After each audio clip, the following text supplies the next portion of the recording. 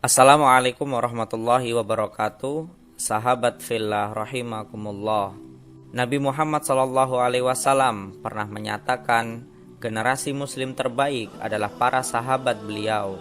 Kemudian disusul berturut-turut oleh dua generasi sesudahnya, yaitu tabi'in dan tabi'ut tabi'in.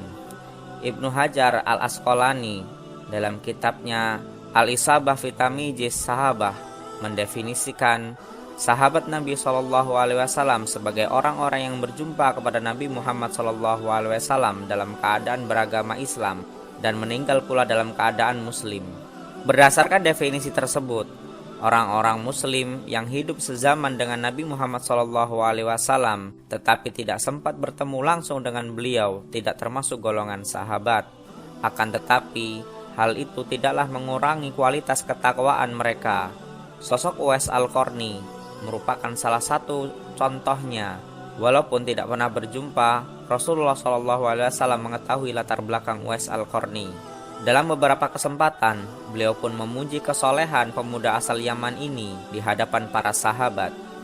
Bahkan, beliau pernah menyarankan agar Umar bin Khattab meminta didoakan oleh Uwais bila mana sahabat bergelar Al-Faruq itu menjumpainya. Warga Yaman itu merupakan seorang yang fakir lagi yatim. Sejak kecil, dirinya hidup bersama ibundanya yang mengalami kelumpuhan.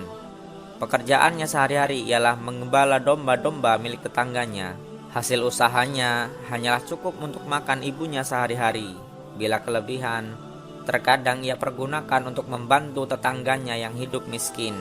Uwais Al-Qarni dikenal seorang yang taat beribadah dan sangat patuh kepada ibunya. Ia pun sering kali berpuasa. Alangkah sedihnya hati Uwais setiap melihat tetangganya sering bertemu dengan Nabi Muhammad SAW. Ia sendiri belum pernah berjumpa dengan Rasulullah SAW. Namun, ketika mendengar kabar bahwa gigi beliau Rasulullah SAW patah karena dilempari batu oleh kaum Taif yang enggan menerima dakwah Islam, segera Uwais ikut mematahkan giginya sendiri dengan batu. Ia rindu ingin mendengar suara Nabi SAW. Kerinduannya karena iman kepada Allah dan Muhammad sebagai Rasulnya. Ia tak dapat membendung lagi keinginannya itu. Pada suatu hari, Uwais datang mendekati ibunya, mengeluarkan isi hatinya dan memohon izin kepada ibunya agar diperkenankan pergi menemui Rasulullah SAW di Madinah. Setelah ia menemukan rumah Rasulullah, namun beliau hanya bertemu istrinya, yaitu Aisyah radhiyallahu anha. Sementara di waktu yang sama, ia ingat pesan ibunya agar cepat pulang ke Yaman.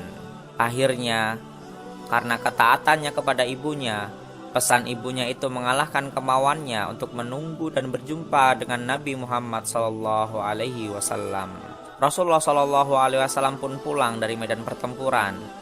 Sesampainya di rumah, beliau menanyakan kepada Aisyah radhiyallahu anha tentang orang yang mencarinya. Aisyah radhiyallahu anha menjelaskan bahwa memang benar ada yang mencarinya, tetapi karena tidak menunggu, ia segera kembali ke Yaman karena ibunya sudah tua dan sakit-sakitan, sehingga ia tidak dapat meninggalkan ibunya terlalu lama.